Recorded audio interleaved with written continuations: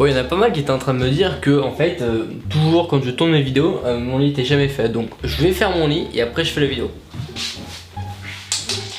Parlez entre vous, hein, tac.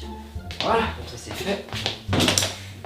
Bonjour à tous, est-ce que vous allez tous bien? Moi ça va super. Aujourd'hui j'ai décidé de vous parler de quelque chose, d'un achat que j'ai fait il n'y a pas si longtemps que ça. Enfin ça fait bientôt un mois que je l'ai en fait. Je vous présente, messieurs dames, enfin je vais vous présenter et vous parler surtout des moniteurs. Alors mais qu'est-ce qu'un moniteur? Un moniteur en fait c'est tout simplement un boîtier qui va vous permettre d'avoir un retour de la caméra en fait. Ce qu'on appelle plus généralement un retour vidéo. Les caméras en possèdent tous une, enfin quand je dis caméra je parle bien évidemment des appareils photo. Mais quand on parle caméra de cinéma, il n'y en a pas forcément en fait. Ou généralement ils sont vendus séparément.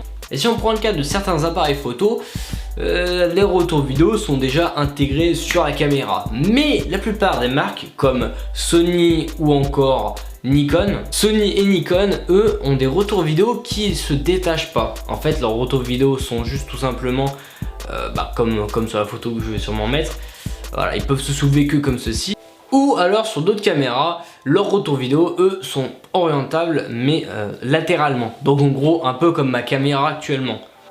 Mais alors comment est-ce qu'on fait si on a une caméra avec un retour vidéo qui ne s'oriente pas?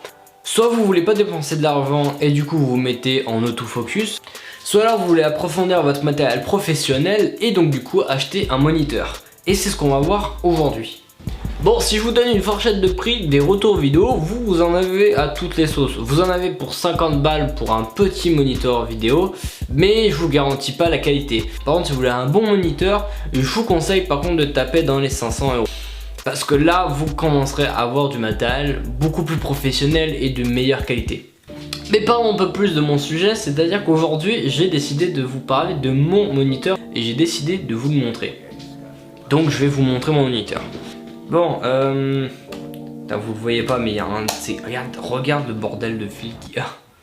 C'est un truc de malade mental. Bref, voici le moniteur. Voilà, c'est le DC70-2. Bon, c'est un peu bizarre parce que c'est marqué 4K, mais il ne filme même pas le 4K. Enfin, il n'a pas un retour 4K en fait. Bref. Ce moniteur là m'a coûté à peu près 217 €. On a un écran qui n'est pas tactile du tout.